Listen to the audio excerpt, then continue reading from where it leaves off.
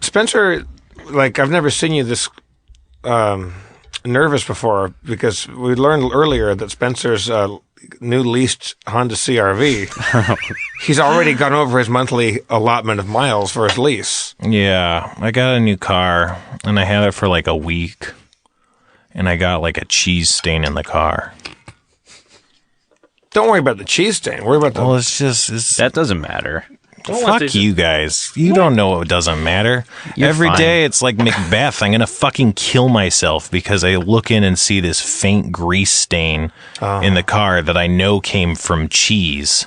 What sort of cheese? What was the... cheddar cheese. From what kind of like meal were you having? A bag of cheddar cheese. I wasn't eating a bag of cheddar cheese, but it was from a bag of cheddar cheese. Was it melted cheese? No, it was just cheese. Huh. But the oil got out. Yeah, it's a greasy item. Greasy cheese. Right. Greasy cheese. Well, but why did you have unwrapped cheese on your car seat? Well, I don't know how it got on the car seat. There are multiple competing theories, including my favorite is Jeff put it on the car seat. There's no reason to believe that that's true. But have you calculated the worst case scenario? Because what you're going through is like you're not to condescend to you, because I'm lower than you on the consumer scale because you drive me everywhere. But you're younger than me, and I have bought cars but not leased them. I've bought used, whatever. I've been through a lot of apartments and had my security deposit at stake because I hung a picture and, oh no, there's a hole in the wall. That shame that fills you. Have you gone to the point in confronting that shame where you've calculated like the worst case scenario about leasing a Honda CRV and having a cheese stained backseat? Like, what's the worst that could happen to you? I'd be on the hook for multiple thousands of dollars, and I'd have a cheese stain in my car. Well, what do you? But go through. I mean, what happens? Because if this is a company that leases you a car and tells you, by the way, we expect you to never cheese stain the seat. Oh, it's not because of the lease. It's because it's a new car. Oh, are you just bummed out because you feel like you just got a new car and it's already starting to look like your old car that you love? Yeah, there's a giant fucking cheese stain. Oh, well, then let me shower you with fucking, like, are you kidding me? That's fucking, like... That's fantastic. That's Spencer juice. That's no. That's why it's terrible. Because No, because it's cheese. I know, because but it's like it might as well have been a D&D stain. Have you tried to get some shout or something like that and get it all out? I'm probably about $200 deep in trying to solve this problem. Oh no! What kind of cheese? Jesus. Is a $200 cheese stain. This is I don't want to dismiss that road, but I was like also though, because I resonate with this. Like, you're thinking like you got this new car, and it's like a grown up car, right? Like you're like a child. Yeah. You got like a grown up car, and you saw the cheese stain, and you're like, oh, I'm already doing it wrong. Like I didn't do what my mom would do, or like what a grown up does, or like what your favorite cop character on TV would do, Right, Adam Sandberg. Banachek. Adam Sandberg. He loves getting his name mixed up with Adam Sandler. Adam Sandberg's cop car wouldn't have cheese stains on it. First of all, I doubt that. I'm sure if that's a lovable sitcom, I probably has some cheese stains. This resonates with me. Like, if I put myself in your shoes or your car, my OCD, I would never not notice the cheese stain. No, I know. I can literally feel it in the back of my head when I'm driving. I can feel it behind me in the seat. Like, it's not my seat. Like, it's in the back seat, but its presence is there and undeniable. But you pick me up for work every day and drive me everywhere, and I'm on the verge of killing us both because of this cheese stain. And I would accept that if if we got to heaven and you would say, I'm sorry, man, I had a cheese stain and I had to, what was life worth? And I was like, that's why you swerved into oncoming traffic? And I'd be like, You know what? Better reason to die than because we elected a dyslexic, fucking stroked out,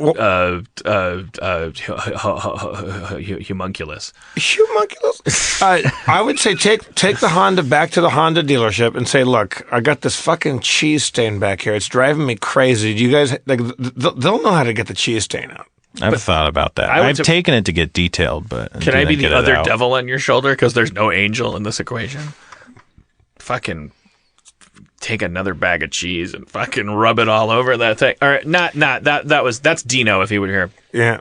I'm saying, like, the solution isn't to avoid cheese stains, because that creates an economy, a psychological economy, where you're like, then you're always one cheese stain away from being deregulated.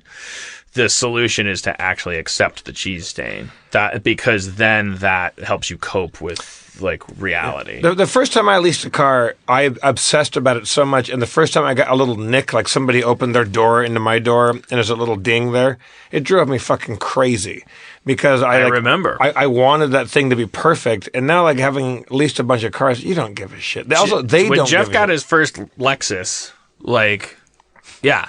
You weren't a dick or anything, but it was like, no, I fucking eclipsed his life. I was like, he had obsessed. Because I'd only had shitty cars before that. I'd only had cars that were covered in cheese stains, like the whole. And it wasn't because you became a materialist. It was because I felt like an adult. For the first time. Because you felt like you were fucking up adulting. Yeah, I know exactly. That's first day of school for everybody. You just get this big chance, and you lay out your pants and your binders and all this stuff, and then the first time it's like, oh, my homework's got bubble gum on it, and then we just go like, God fucking damn it! I knew it! I knew I'm a piece of shit! I knew it! Yeah, you hear your mother's voice in your head yelling at you for fucking up. That's why I'm mad. It's not because of any of else. It's not like the practical struggles of a stain. Like that's literally the only reason why I'm mad. That's what I want to address to help you feel better, because first step that makes you 90% feel better is talking about it, because as soon as it comes out of your mouth, it's like.